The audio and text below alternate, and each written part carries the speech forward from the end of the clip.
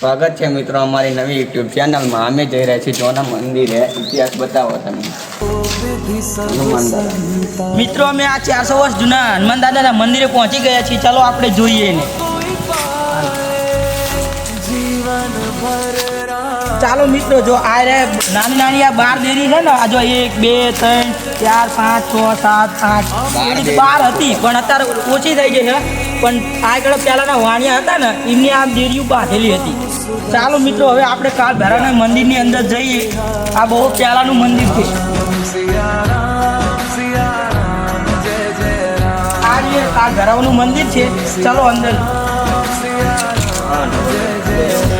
આ બહુ વર્ષ જૂનું મંદિર છે અને નાગદા રહેશે 7 વાળા. તમે રાપડા તમે એના રાબડા પણ જોઈ શકો છો. 400 વર્ષ જૂની છે કાળ ભૈરવ. અને આ વાણિયા પૂજતા હતા. હવે તમને બીજું મંદિર દેખાડીએ તમને જૂનું. ચાલો મિત્રો, હવે આપણે પહોંચી જાય છે હનુમાન દાદાના મંદિરે. જુઓ, આ હનુમાન દાદાનું મંદિર છે. આ બહુ 400 વર્ષ પુરાણું મંદિર છે. પણ અમારા આગળ આ પથરો જ હતો, પણ અમારા ગામના એ આ કોરે જાળી બનાવી દીધી હવે સેફટી માટે. વરસાદ આવતો હતો ને, તાણા આ બધું ભરી જતું હતું, પણ આની ઉપર પાણી નહોતું ચડતું. આ પહેલાંની એક ઓલી ઇતિહાસ છે પહેલાંનો. આ રે પાણી નથી ચડતું. આની ઉપર પાણી નથી ચડતું. આ રે ગામના લોકો તલાવ વચ્ચેથી દર્શન કરવા આવે, શનિવારે દર્શન કરવા આવે છે અને તેલ ચડાવે છે અહીંયા હનુમાન દાદા મંદિરે. જોઈ શકો છો મંદિર હતું. અત્યારે ગામમાં મોટું મંદિર બનાવ્યું છે અને સત્યુગમાં 7 ફેણવાળા નાગ રહે છે. જુઓ, આ અમારા ગામનું આ તલાવ છે. આ અમારા ફૂલ તલાવ ચોમાસામાં ભરી જાય ને, તો બધા તરીને આ કણ તેલ ચડાવવા આવે છે હનુમાન દાદાના મંદિરે. જુઓ, આ રહ્યો તલાવ છે ચારે બાજુ.